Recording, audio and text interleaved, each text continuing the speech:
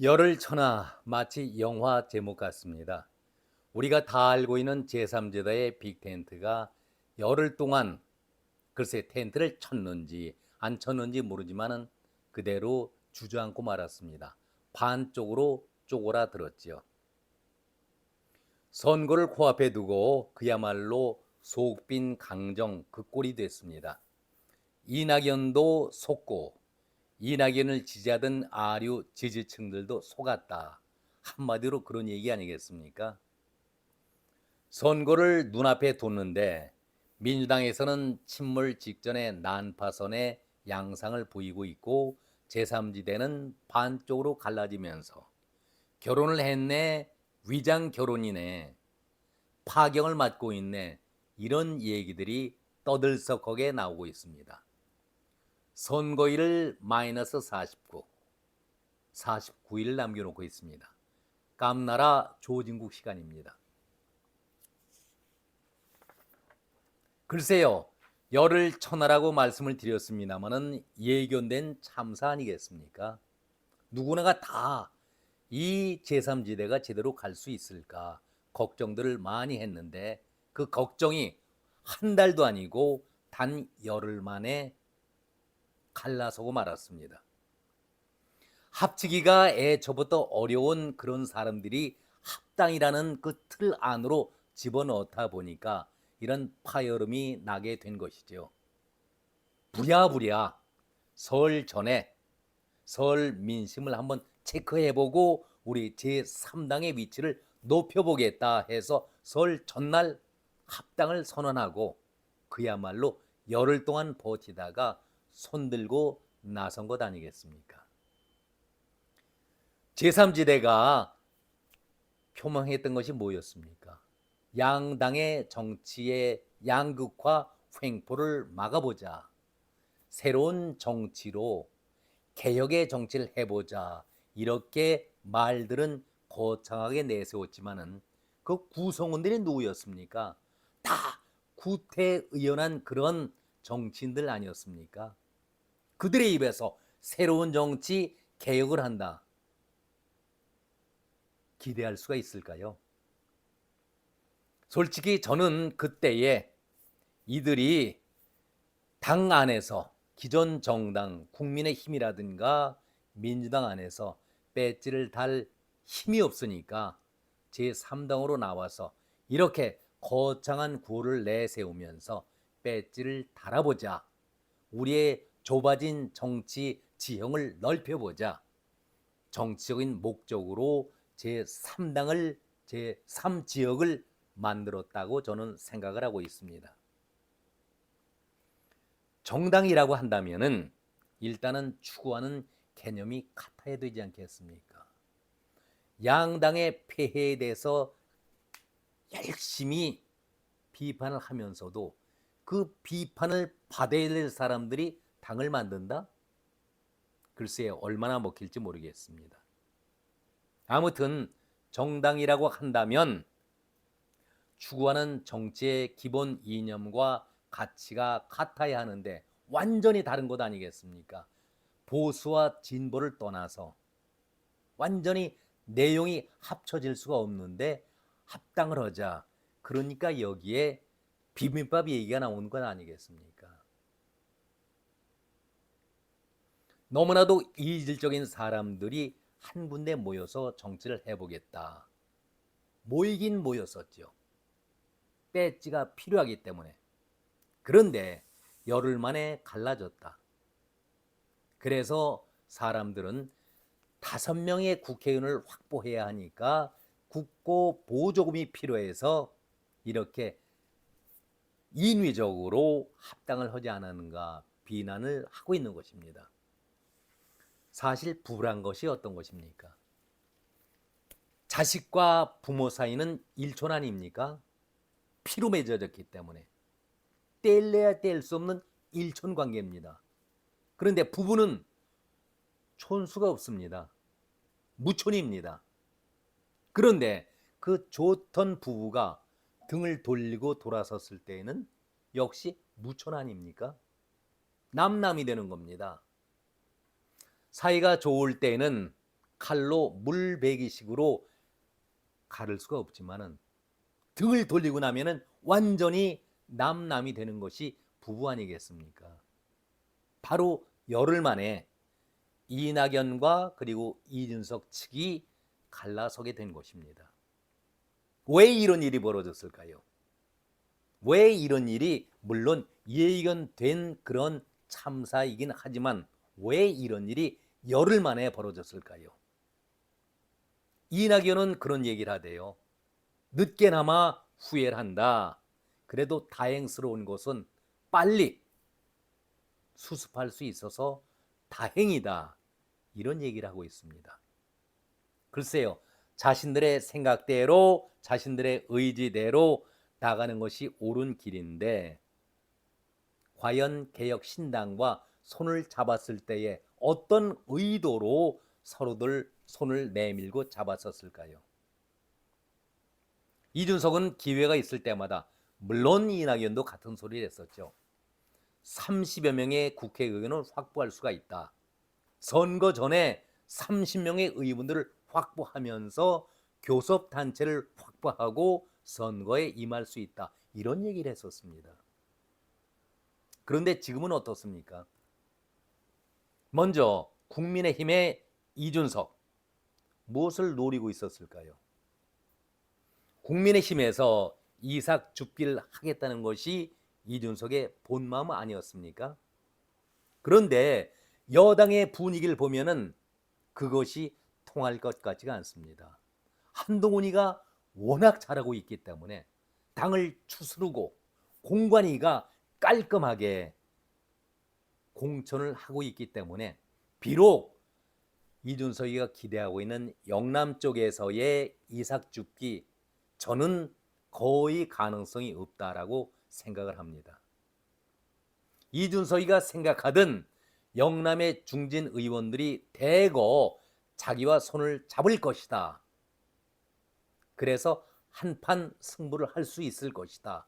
이런 생각을 했었고 이렇게 공언까지 했었는데 지금 국민의힘에서 이준석을 알고 있는 사람들이 비록 자기가 공천을 못 받는다 하더라도 이준석과 손을 잡을까요?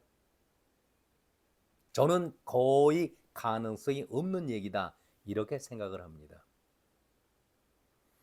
자, 이런 경우는 민주당 쪽도 마찬가지죠. 새로운 미래의 이낙연이가 같은 입장에는 분명 같은 입장인데 이준석이가 거는 기대치와는 좀 다르죠. 폭이 넓습니다. 민주당 안에서는 어제 그제 그야말로 요동치고 있지 않습니까? 왜 내가 공천에 탈락하고 빠져야 되느냐? 여기저기에서 불만이 섞여 나오고 있지 않습니까? 오늘 의원총회에서 글쎄요, 친명과 또 비명 친문들이 난상 토론을 한다고 하지만 어떻게 결과가 나올지 모르지만은 분명한 것은 국민의힘보다는 민주당 쪽에서 나오는 파열음이 크기 때문에 결과에 따라서는 이낙연이 그 낙수 효과, 이삭 주피에 더 발빠르게 의원들을 확보할 수 있지 않을까, 그런 생각을 가져봅니다. 과연 제3지대의 정치 지형 판도가 변화를 보일 것인지 아니면은 그대로 시간이 흐르면서 약간의 미미하지만 변화를 보일 것인지는 지켜볼 필요는 있겠다, 그런 생각을 가져봅니다. 그리고 한편에서는 개혁신당의 반쪽이지만 이준석의 지도력에 대해서도 의문을 품고 있는 사람들이 하나 둘씩 늘어나고 있기 때문에 이것이 심각하다, 저는 그런 생각을 가져봅니다.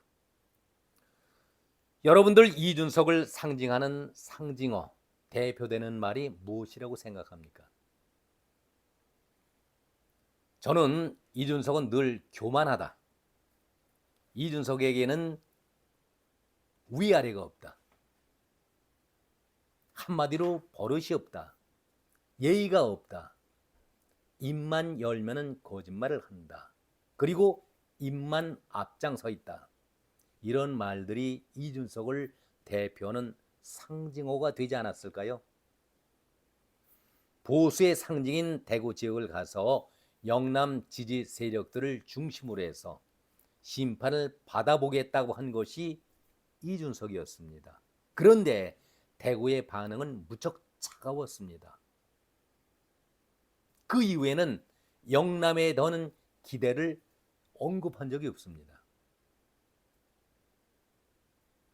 이삭 줍기를 하겠다고 공언했지만은 앞서 제가 말씀드린 대로 한동훈 위원장이 그야말로 당을 하나로 뭉치게 만들어서 여기에서 이탈자가 비록 공천을 하다 보면은 탈락자가 있게 마련이겠죠. 그러나 비록 탈락이 된다 하더라도 이준석 아래에 가서 손을 잡는 사람은 거의 없을 것이다. 저는 그렇게 생각을 하고 있습니다. 그렇다면 이준석이 바라던 정치적인 목표가 이루어질까요? 이준석의 정치가, 이준석식의 정치가 무슨 생각을 하고 있는지 모르지만 이준석의 정치가 구현될 수 있다라고 생각하십니까? 그런데 여기에 이준석에게 무서운 정치적인 저격수가 나타났습니다. 제목에는 신인규가 나옵니다만은 먼저 앞서서 한동훈이 상대할 수 없는 거목이 나타난 것이죠. 작년 12월 27일 기억하십니까? 이준석이가 두 번째 당을 배신하고 탈당을 했습니다. 저는 탈당이라는 표현을 이준석이가 했지만 저는 탈당이라고 얘기를 하지 않습니다. 12월 27일 당을 떠났는데 그 전날 12월 26일 어떤 일이 벌어졌습니까? 한동훈 위원장이 당 대표 자격으로 비상대권을 잡는 위원장이 됐습니다. 한동훈 위세에 이준석은 센스를 잃었지요. 자기가 서 있을 자리가 없기 때문에 스스로 쫓겨나간 것입니다. 절대 탈당이 아닙니다. 쫓겨나간 것입니다. 무서운 사람이 한동훈이었죠. 이준석에게 고작 한다는 얘기가 한동훈은 지금 보름달이다. 나는 초생달이지만 점차 커지면서 보름달이 될 것이다. 이런 얘기를 했는데 그 보름달은 제가 볼 때는 이준석에게 다시는 오지 않을 보름달이 되고 있습니다. 자, 한동훈에 관해서는 이쯤 얘기하고 신인규가 누굽니까? 이준석이가 당 대표였을 때에 자기 자리를 굳히기 위해서 나는 국대다 해서 대변인들을 공개 모집한 적이 있었죠. 그때 뽑힌 사람이 신인규였습니다. 한동안 신인규는 방송에 열심히 나가서 이준석의 나팔수로 윤석열 정권을 맹렬하게 비난을 했었습니다. 그러던 신인규가 이준석과 함께 양도구육에 찬성하면서 윤석열을 공격해야 됐었는데 알고 보니까 이준석의 실체를 하나 둘씩 알고 보니까 어라, 양도구육에 해당되는 사람이 윤석열 대통령이 아니라 바로 이준석이었다는 것을 깨닫게 된 것이죠. 그래서 신인규는 그 저격수의 총구를 이준석에게 돌리고 있는 것입니다. 네가 진짜로 양도구육에 해당되는 놈이다. 이준석을 저격하고 있는 것입니다. 가까이 두었던 측근이 자기를 향해서 이렇게 되치기 할 때에 속수무책이죠. 이준석으로서는 한마디 말을 못하고 있습니다. 자, 이제 이재명 그때마다 변명으로 이루다가 법과 문제가 나오면은 이재명은 입을 꾹 다물고 있습니다. 왜 그럴까요? 그것이 빼도 박도 못하는 현실이기 때문에 사실이기 때문에 한마디 못하고 있는 것 아니겠습니까? 조명현이 저격수로서 이재명의 발목을 잡고 있는데 바로 어젠가요? 이재명이 그런 또 꼼수를 부렸었죠. 하위 20% 탈락자에 대한 명단을 줄기차게 신문들은 확보하고 있다고 얘기를 하니까 기자들이 묻지 않습니까? 나는 그 명단을 본 적도 없습니다. 한동훈처럼 전혀 공천에 관여하고 있지 않다라는 것을 보여주기 위해서 한동훈처럼 따라하는 것이죠. 나는 그 명단을 본 적도 없습니다. 모릅니다 하면서 걸어갑니다. 1분, 2분도 채 걸리지 않아서. 그런데 그 중에 잘 아는 사람이 다수 포함되어 있어서 마음이 아픕니다. 이게 무슨 신나라 까먹는 소리입니까? 이렇게 말을 바꾸고 있습니다. 전혀 모른다. 명단을 내가 알아보지도 않고 있다 하다가 그 가운데는 내가 잘 아는 사람도 있어서 다수 포함되어 있어서 마음이 아프다. 이것이 이재명의 본 마음, 본 얼굴 아니겠습니까? 눈 하나 깜짝하지 않고 거짓말을 능수능란하게 하는 사람이 이재명, 이준석 아니겠습니까? 자, 신인규가 여기서 단말로 끝날까요? 저는 신인규가 이준석을 너무나도 잘 알고 있기 때문에 계속 수위를 높여가면서 총선 때까지 이준석을 괴롭히리라고 저는 생각을 하고 있습니다. 그래서 저는 기회가 있을 때마다 이준석에게 당나라의 풍도라는 시인이 설시, 혀를 잘못 놀려서 화를 입게 된다는 그 설시를 여러 번, 한 서너 번 인용한 것 같습니다. 이준석이가 정말 입주의해야 된다. 너무 가볍다. 그 말씀을 드린 적 있었죠. 입구, 재앙화, 갈지, 문문자. 입은 재앙의 문이니까 말을 함부로 하면은 화를 당하기 쉽다. 입은 재앙을 불러들이는데 재앙이 입으로부터도 나오지만은 입으로부터도 들어간다. 우리 속담에도 그런 얘기가 있지 않습니까? 혀 아래에 도끼가 들어있다. 혀 아래에 도끼가 들어있다. 그러니까 혀 자체가 대단히 중요하니까 말 주의하라. 그런 얘기인데 이준석과 이재명 또 빠지지 않는 유시민이가 있잖아요. 조국이가 있지 않습니까? 그 아래 등급으로 김의겸이, 최강욱이, 최근에는 자기도 끼워달라고 민형배가 아우성 치면서 입에 거품을 물고 있는 그런 못난 자도 있습니다. 그런데 제가 방금 구화 지문에 대한 말씀을 드렸지만은 이준석이가 어렵게 쳤던 그 빅텐트를 스스로 망가뜨리는 화근이 됐던 것이 이준석 아니었습니까? 아니 말로도 문자로도 휴대폰에다 해다 그것이 들통이 난 것 아닙니까? 이낙연과 김종민과는 함께 할 수가 없다. 둘이 빠져나가게 된다면은 천하람과 이원옥을 최고위원으로 올려 세우겠다. 이게 무슨 망발이 있고 가벼운 처신입니까? 그리고 박원석이를 갖다 홍보의 책임자로 내세우겠다라는 이낙연의 제의에 대해서 이준석은 홍보 전문성이 없다라면서 이런 지하에 거절을 합니다.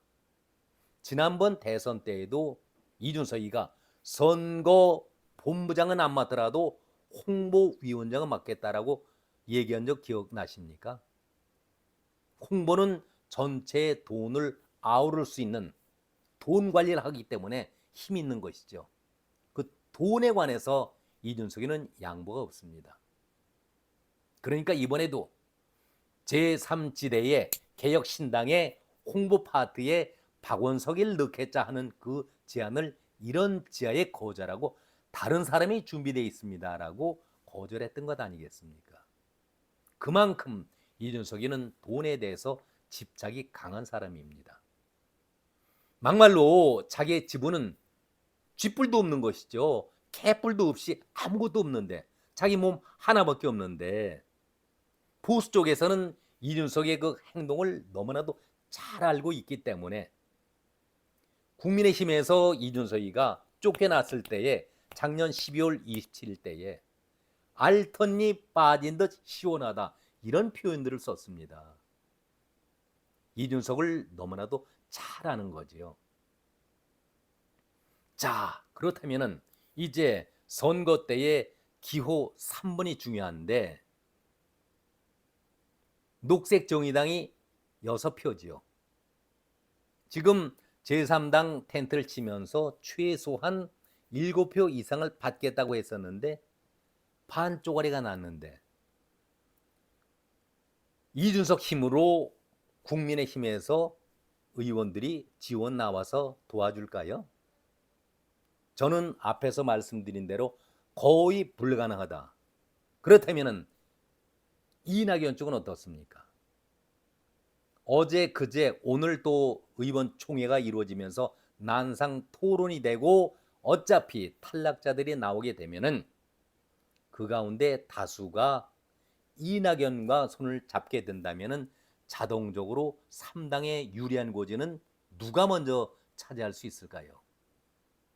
이러니 이준석은 안팎으로 참 고민에 빠지게 되는 것이죠. 저는 늘 또 여러 번 말씀드립니다.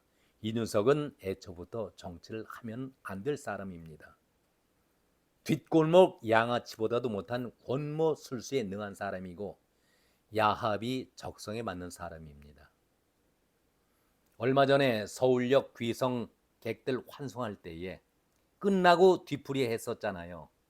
양양자가 배달되는 커피를 안으로 서빙을 하니까 이준석이가 중간에 앉아 있다가 커피잔이 넘어오니까 자기 자리에서 멈춥니다. 남에게 양보하고 권하는 것이 아니라 홀짝홀짝 자기가 마시는 것이죠. 하나의 작은 예지만 이것이 이준석의 본 모습 아니겠습니까? 배려가 없습니다. 남에게 양보하는 것이 없습니다. 우리가 사람을 평가할 때 인성을 갖췄네, 못 갖췄네, 이런 얘기를 합니다. 사람이 동물과 다르다는 점은 인성이 있느냐 없느냐 아니겠습니까? 이준석에게는 미안하지만 인성이란 것을 찾아볼 수가 없습니다. 기본이 안 돼 있는 사람인데 그 사람에게 무슨 당권을 주고 당 지도자의 예우를 한단 말입니까? 여기에 이준석에게는 항상 김종인을 떠올려야 합니다. 이준석은 노인 지하철 무임 승차를 극구 반대했었는데 김종인만큼은 정치에서 무임 승차를 시켜보겠다. 김종인이 없으면 나는 정치를 못한다. 김종인의 수렴 청정만이 있어야 나는 정치를 할 수 있다는 것을 보여주고 있는 것 아니겠습니까? 김종인 역시 매번 그럴 때마다 나 관심 없어, 관심 없어, 관심 없어 하면서도 내심 이낙연이 나가면은 내가 받아들일 수 있다, 이런 얘기를 했어요. 노욕 아닙니까? 그리고 항상 주문하는 것이 일단은 자기 몸을 들여놓고 전권을 주라. 지금까지 비대위원장을 하면서 꼭 이런 형태를 취해왔습니다. 그런데 김종인이 비대위원장에서 크게 성공한 것이 있었습니까? 저는 정말 한동훈 위원장이 비대위원장으로 12월 26일 비대위원장으로 수락연설을 하고 나서 김종인이 하는 얘기를 듣고서는 깜짝 놀랐습니다. 어떻게 정치의 원로, 정치의 선배, 이런 사람이, 그것도 국민의힘에서 2번씩이나 비대위원장을 했다는 정치 원로라는 사람이 비대위원장으로 첫 발을 내딛는 한동훈에게 윤석열 정권과 함께 아주 비하하면서 평가절하하는 소리 여러분 기억나십니까? 사람이요, 아무리 옹색하고 소갈머리가 없다 할지라도 겉모습만큼은 대범하게 축하한다, 잘 되길 바란다, 이것이 인지상정 아니겠습니까? 아니, 정치 원로라고 얘기하면서 평가절하하고 기대할 것이 없다, 어떻게 이렇게 매정한 얘기를 할 수가 있습니까? 본인 자신은 능력이 뛰어납니까? 이런 말투가 김종인으로 끝나는 것이 아니라 항상 이준석에게도 따라다니고 있다는 얘기입니다. 정말 이제는 사라져야 할 구태입니다. 벌써 사라져야 할 구태인데 아직도 노욕을 펼치고 있는 김종인. 글쎄요, 반쪽짜리 개혁신당에 전권을 잡고 또 흔들지 어떨지 모르겠지만 우리가 지켜볼 필요는 있겠습니다. 이래가지고 정치가 제대로 되겠습니까? 오늘은 여기까지입니다. 선거를 -49, 49일 남겨놓고 있습니다. 여러분 고맙습니다.